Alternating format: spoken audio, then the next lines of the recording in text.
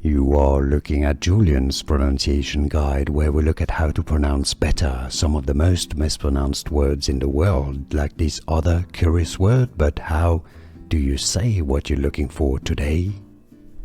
Let's learn how to say grandmother or grandma in Scottish Gaelic. There are two different ways. The simplest one is as granny. That's the bottom one on your screen. It's essentially just like granny in English, but pronounced a little bit differently and spelled differently, granny. Or the alternative is Seanmhair, and that's your top word here on your screen.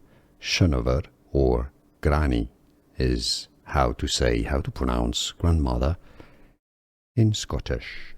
Here are more videos on how to pronounce more confusing words and names too many mispronounced. Like this video if you found it useful. I appreciate your support. I'll see you soon and thanks for watching.